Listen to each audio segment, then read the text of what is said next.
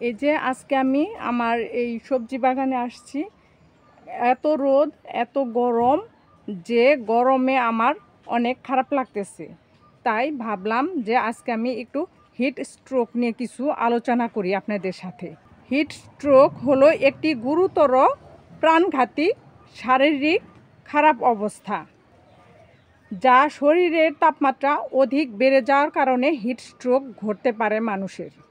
যখন শরীরের তাপমাত্রা 104 ডিগ্রির বেশি হয়, শরীর ঘাম ঝরিয়ে শরীরের তাপমাত্রা কমাতে ব্যর্থ হয়, তখনই সাধারণত হিট স্ট্রোকের মতো ঘটনা ঘটতে পারে। হিট স্ট্রোক কখন হয়, কেন হয়? হিট স্ট্রোক সাধারণত দীর্ঘ সময় রোদে গরমে কাজ করতে করতে হতে পারে।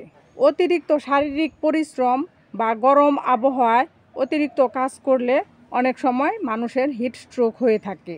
এছাড়া শরীরে পানি শূন্যতা, বাতাস চলাচল কম থাকা, ঘাম গ্রন্থি কাজ ঠিকমতো না হওয়া, উচ্চ আর্দ্রতা, আরও পরিবেশের যখন গরম আবহাওয়া থাকে, এসব কারণে হিট স্ট্রোক সাধারণত মানুষের হয়ে থাকে। হিট স্ট্রোকের উপসর্গ। হিট স্ট্রোকের উপসর্গে প্রথমেই বুঝতে হবে যে শরীরের তাপমাত্রা 104 ডিগ্রির বেশি যখন হয়, ঘাম বন্ধ হয়ে যাওয়া, শুকনো ত্বক, এগুলো দেখে বুঝতে হবে যে শরীরের অবস্থা এখন হিট স্ট্রোকের মতো বা কাছাকাছি।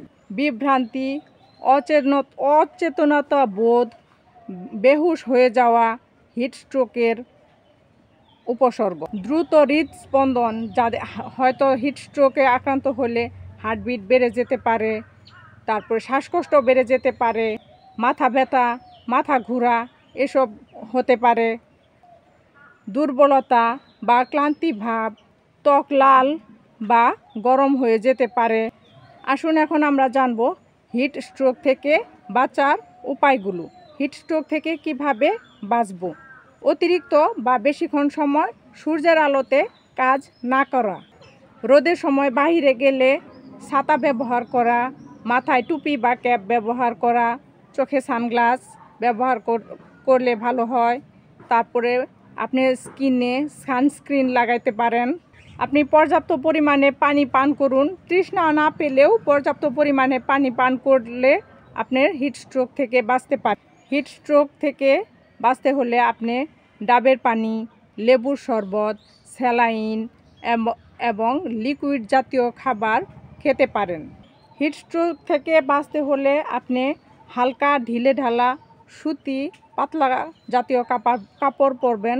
যেসব কাপড়ে সহজেই বাতাস চলাচল করতে পারে সেসব কাপড় পরাই এই গরমের মধ্যে ভালো।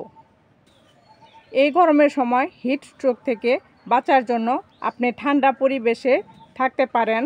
ঘরে পাখা, হাত পাখা, ফ্যান ইত্যাদি ব্যবহার করতে পারেন।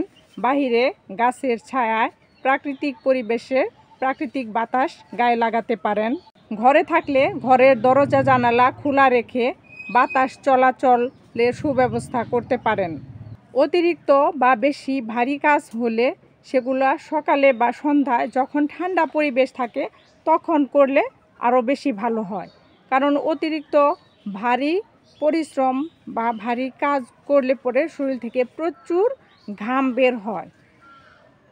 যখন শরীর থেকে প্রচুর পরিমাণে ঘাম বের হবে, সাথে সাথে আপনি প্রচুর পরিমাণে পানি, স্যালাইন, লিকুইড জাতীয় খাবার খাবেন। এখন হিট স্ট্রোক হলে আপনি কি করবেন? হিট স্ট্রোক হলে রুগীকে সাথে সাথেই ঠান্ডা ছায়াযুক্ত পরিবেশে প্রথমে নিয়ে যাবেন, যেখানে বাতাস, আলো সুব্যবস্থা আছে।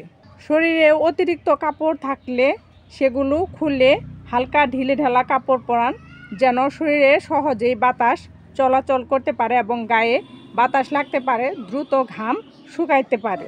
ঠান্ডা পানি দিয়ে গামছা বা অন্য কোনো কাপড় ভিজিয়ে সেটা দিয়ে সারা শরীর মুছে দিতে পারেন এবং বরফের টুকরা কাপড়ের ভিতরে নিয়ে সেটা দিয়ে সারা শরীর আপনি মুছে সুন্দর করে শরীরে আপনার পরিষ্কার করে দিতে পারেন। যদি জ্ঞান না হারায় তাহলে তাকে ঠান্ডা পানীয় খাওয়ান দ্রুত। অবস্থা যদি বেশি সংকটাপন্ন হয় তাহলে দ্রুত নিকটস্থ হাসপাতালে নিয়ে গিয়ে ডাক্তারের সাথে যোগাযোগ করলে আরও ভালো হয়।